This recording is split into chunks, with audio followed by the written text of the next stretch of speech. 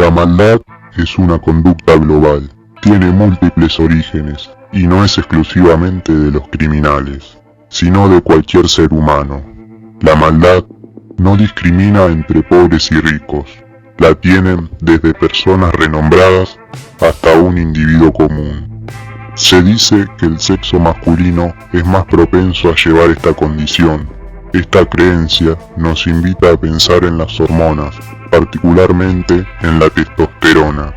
Por otra parte, se piensa que la maldad se desarrolla en la niñez, a través de la adquisición de estos rasgos particulares, es decir, que existiría una gran importancia en nuestra historia de vida, la relación con nuestros padres y puntualmente con cómo nos educaron, cómo nos enseñaron a querer, a ser querido, etc., ya que esto marca la personalidad durante el resto de la vida.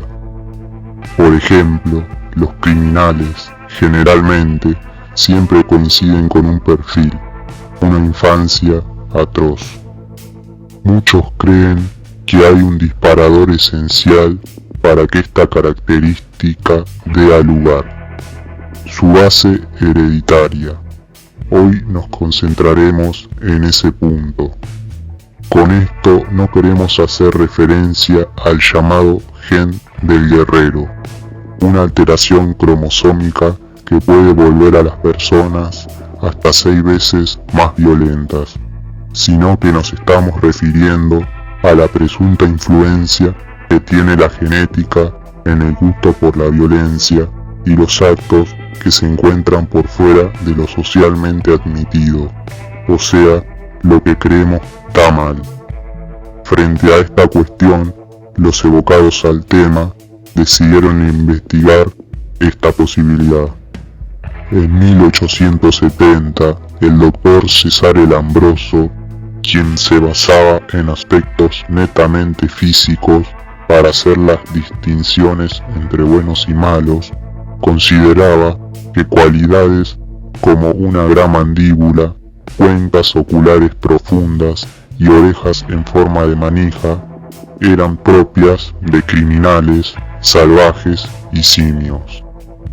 Ya en el siglo XX, los daneses comenzaron a apoyarse en la genética para evaluar esto con un poco más de seriedad. Se desarrollaron diversos estudios sobre la criminalidad heredada, comparando la vida de miles de gemelos y mellizos nacidos allí desde la década de 1930 en adelante.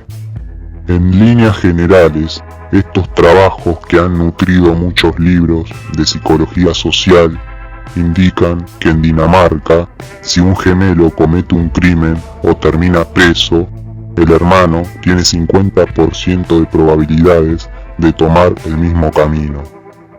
Para los mellizos, las posibilidades de que ambas partes se adjudiquen un problema con la ley varían entre un 15 y un 30%. Hace poco más de 20 años se propuso la existencia de un gen de la agresión, tras estudiar durante 5 generaciones a varias familias de Holanda. Sin embargo, no todos apoyan a quienes creen que la violencia viaja a través de los genes.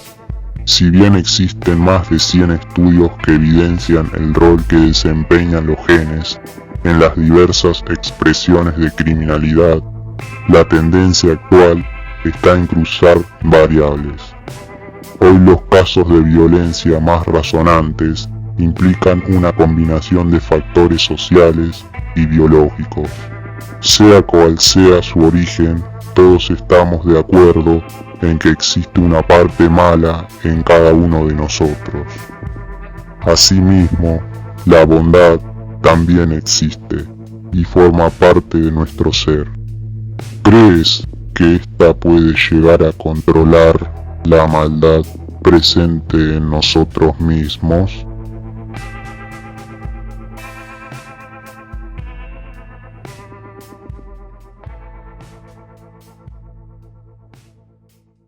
Nos ayudarías mucho dándole like si te gustó. Comparte y suscríbete. Hasta el próximo encuentro en mi curioso yo. Y recuerda que las apariencias engañan.